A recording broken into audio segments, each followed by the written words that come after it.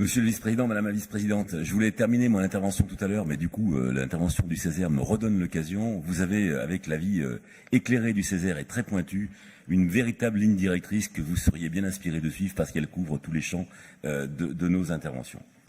Quelle ne fut pas ma surprise, madame la vice-présidente, à la lecture de votre projet. Le rapport de la commission permanente revenait en assemblée plénière, confirmant ainsi notre analyse de départ. Auriez-vous été touché par la grâce, ou plutôt serait-ce la crainte de la décision du tribunal administratif qui allait rendre son verdict? Et je dois dire qu'à la vue des mémoires, nul doute que vous auriez perdu, ajoutant un fleuron à la longue liste des échecs juridiques. Et comme le dit le président de l'Assemblée lui-même hier, ce n'est pas fini, en particulier avec le budget 2017. Dois-je vous rappeler que c'est vous qui nous obligez à utiliser les voies juridiques pour permettre de faire simplement appliquer les lois? Par exemple, sur ce texte, nous vous avions alerté avant. Nous étions intervenus en séance. Nous avons fait une lettre de demande de retrait ou mieux de transférer ce dossier d'AP, de CP en assemblée plénière. Mais non, circuler, il n'y a rien à voir. Vous étiez persuadés d'avoir raison.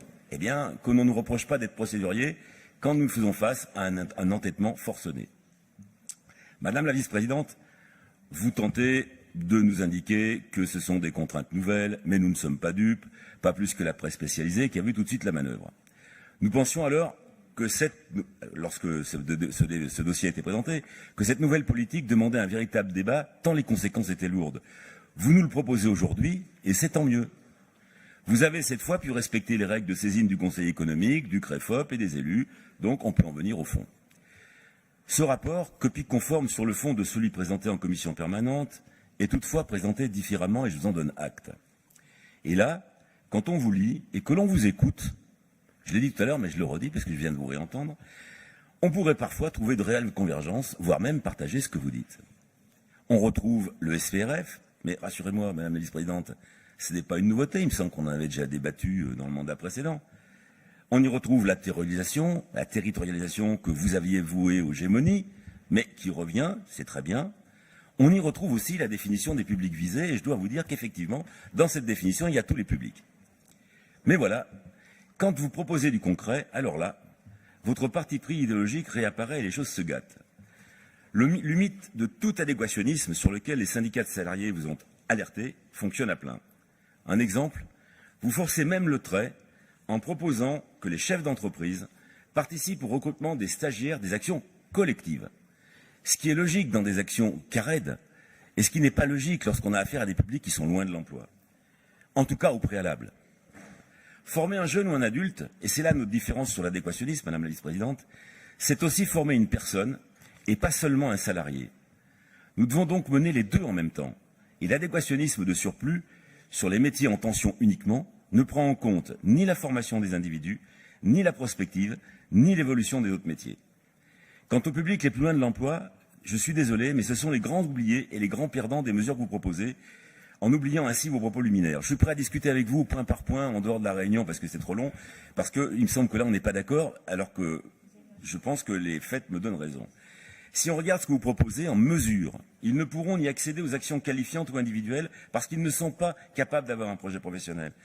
Ils ne sont pas accessibles au CARED, ni aux mesures expérimentales dont le taux d'insertion sera le plus élevé.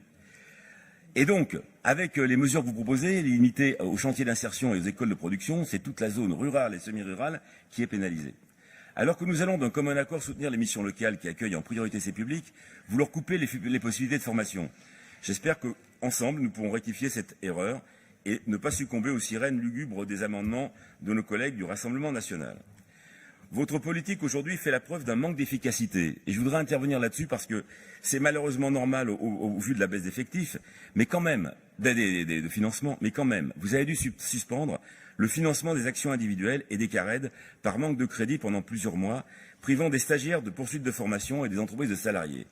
Avouez avec moi, madame la vice-présidente, que c'est intolérable. Et tout cela pourquoi? Parce que vous aviez un problème avec les marchés publics, ce que l'on peut tous comprendre. Pourtant, nous avions alerté sur le risque. Mais alors, monsieur le vice-président, puisque vous êtes aux finances, madame la vice-présidente, pourquoi ne pas avoir fait une délibération modificative pour abonder les lignes permettant ainsi aux stagiaires et aux entreprises de pouvoir continuer à bénéficier des formations?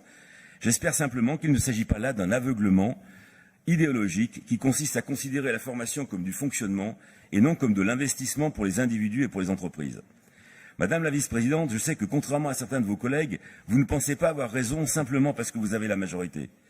C'est pourquoi je me permets de renouveler notre demande de travail en commun pour faire évoluer nos politiques de formation professionnelle et d'apprentissage.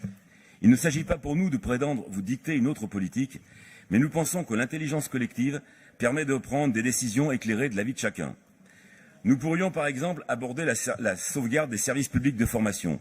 Je pense à l'AFPA, au Greta, aux organismes, même si je suis d'accord avec vous que la formation professionnelle, ce n'est pas pour subventionner les entreprises. Alors pour conclure, Madame la vice-présidente, je vous dis simplement, nous sommes disponibles pour travailler avec vous. Ce projet, nous ne le voterons pas, mais nous pouvons continuer après. Parfait.